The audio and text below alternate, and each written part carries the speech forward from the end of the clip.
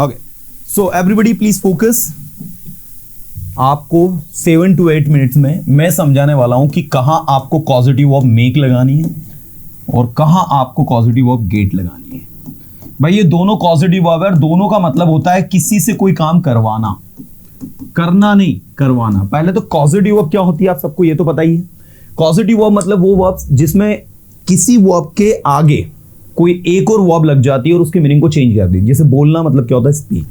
लेकिन किसी को बुलवाना, मेक समवन स्पीक। जी हाँ स्टूडेंट, मेक समवन स्पीक, इसका हिंदी होगा किसी को बुलवाना।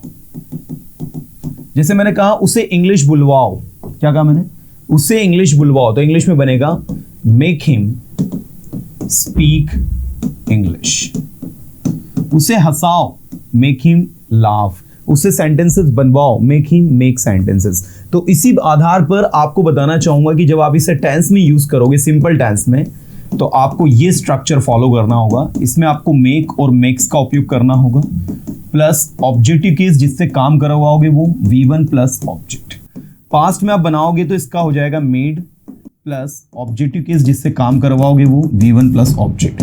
फ्यूचर में आप इसे बनाओगे तो यहां लिखोगे will plus make plus objective case V1 plus object. अब हिंदी देखिएगा, पूरा अटेंशन चाहिए मुझे एक एक स्टूडेंट का।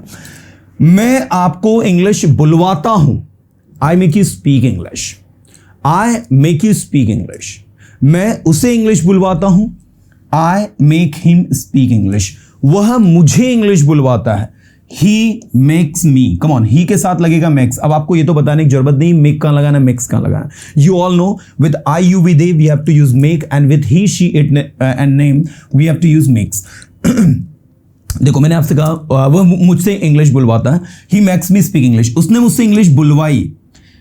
जब आप किसी से कोई काम करवाते हो, आपने जब किसी से कोई काम करवाया और आप जब किसी से कोई काम करवाओगे, उसने मुझसे इंग्लिश बुलवाई, he made me speak English. उसने मुझे हंसाया, ही मेड मी लाफ। उसने मुझे रुलाया, ही मेड मी क्राई। उसने मुझसे सेंटेंसेस बुलवाया, he made me speak sentences.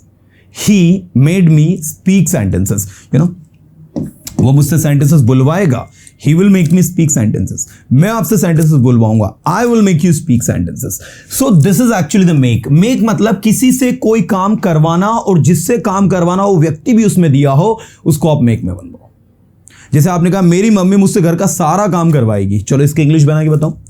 My mother will make me do all the household work।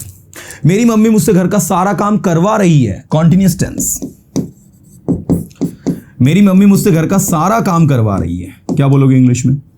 My mother is making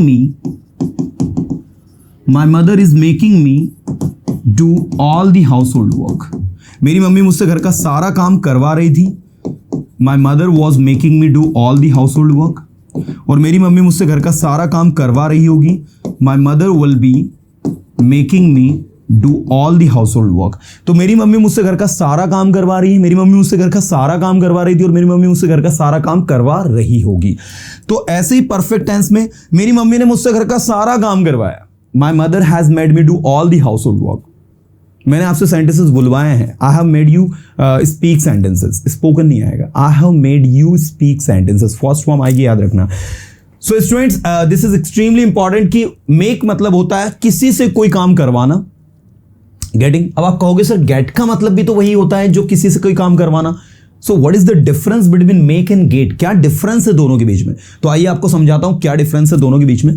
देखिए student, जब बात गेट की आती है तो एक चीज अपने दिमाग में क्लिक कर ले सारे स्टूडेंट, वो ये कि गेट के अंदर आपको जो पर्सन जिससे काम करवा रहे हो वो नहीं लेना है। जैसे मैंने कहा अपने मोबाइल को रिपेयर करवाओ, get your cell phone repaired. अब किससे रिपेयर करवाओ, ये दिया क्या हमने, get your cell phone repaired. दूसरी इंपॉर्टेंट चीज याद रखना, गेट के साथ में जैसे मेक के साथ में वो आपकी फर्स्ट फॉर्म लगाई है, गेट के साथ में वो आपकी थर्ड फॉर्म लगती है। गेटिंग? मेक के साथ वो आपकी फर्स्ट फॉर्म, गेट के साथ वो आपकी थर्ड फॉर्म। जैसे मैंने कहा अपने सेलफोन की रिपेयर करवाओ, get your cellphone repaired, get your cellphone repaired. अब यहां पर देखो ये कैसे काम करता है। ये सिंपल के आपके 3 सब्जेक्ट गेट ऑब्लिक गेट्स, ठीक है। इसके बाद आएगा ऑब्जेक्ट और फिर आएगा आपका V3। ध्यान दीजिएगा, मैंने कहा मैं अपना सेलफोन रिपेयर करवाता हूं, I get my cellphone repaired. मैंने अपना सेलफोन रिपेयर करवाया, ठीक है, तो गॉट हो जाएगा आई गॉट माई सेलफोन रिपेयर्ड। मैं अपना सेलफोन रिपेयर करवाऊंगा, आई will get my cellphone repaired, है ना। मैं अपना सेलफोन रिपेयर करवा रहा हूं, I am getting my cellphone repaired. मैं अपना सेलफोन रिपेयर करवा रहा हूं, I am getting my cellphone repaired. मैं अपना सेलफोन रिपेयर करवा रहा था पास्ट में, I was getting my cellphone repaired, और मैं अपना सेलफोन रिपेयर करवा रहा हूंगा, I will be getting my cellphone repaired. In short, if you know the method कि भाई किस तरीके से आपका बन रहा है, then things are easy to do. तो क्या डिफरेंस है दोनों में, पहले तो बताओ मेक में और गेट में क्या समझा। गेट मतलब जहां पर आपको सिर्फ और सिर्फ ऑब्जेक्ट के बारे में, मैंने कहा इस कमरे को साफ करवाओ, get this room cleaned, it's looking very dirty, ये बहुत गंदा दिखाई दे रहा है, get it cleaned, get it clean immediately, इसे तुरंत साफ करवाओ।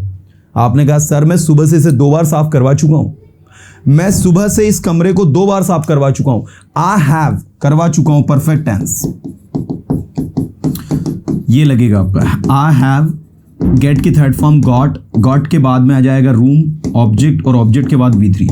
I have got this room clean 2 times since morning, I have got this room clean 2 times since morning. मैं इस कमरे को सुबह से 2 बार साफ करवा चुका था, I had got this room cleaned 2 times since morning, और मैं सुबह से इस कमरे को 2 बार साफ करवा चुका हूंगा, I will have got this room clean 2 times since morning. So dear students, get make मतलब भी किसी से कोई काम करवाना, गेट मतलब भी किसी से कोई काम करवाना, लेकिन गेट में ऑब्जेक्ट को प्रायोरिटी देते हैं। मैंने कहा अपनी कार रिपेयर करवाओ, खराब हो गई है वो, get your car repaired, it has broken down. और अगर मैं आपसे कहूं कि उससे इंग्लिश बुलवाओ, मेक हिम स्पीक इंग्लिश, मैं उसे इंग्लिश बुलवाता हूं, I make him speak English, मैं आपको इंग्लिश बुलवाता हूं, I make you speak English. जब जिस व्यक्ति से काम करवा रहा है वो भी अगर आ रहा है तो उसको मेक में बनाओ, और गेट किस में बनाओ, गेट उसमें बनाओ जिसमें कि सिर्फ और सिर्फ काम के बारे में बात हो। मैंने कहा अपने बाल कटवाओ, गेट योर हेयर कट, तो आपने कहा मैं अपने बाल हर संडे कटवाता हूं, I get my hair cut on every Sunday.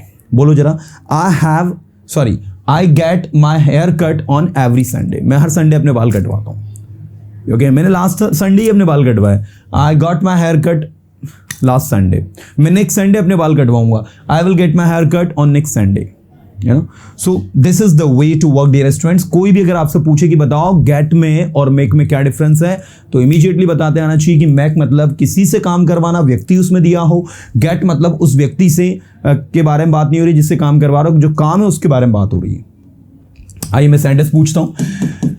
मैंने कहा रवि को इंग्लिश बुलवाओ, क्या कहेंगे, मेक रवि स्पीक इंग्लिश।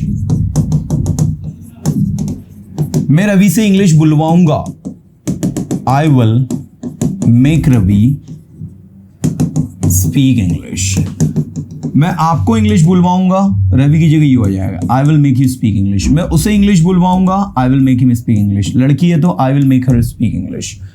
तुम मुझे हंसाते हो, क्या बोलोगे इंग्लिश में, you make me, come on, तुम मुझे हंसाते हो, यू मेक मी लाफ। तुम मुझे रुलाते हो, यू मेक मी क्राई। अपना सेलफोन ठीक करवाओ, अब सेलफोन की बात हो रही, जिससे करवा रहे हैं उसके बारे में, get your cellphone repaired, get your cellphone repaired. अपने घर की पुताई करवाओ, गेट योर हाउस पेंटेड। मैंने पिछले साल ही अपने घर को पुतवाया है, पेंट करवाया, आई got my house painted last year, I got my house painted last year.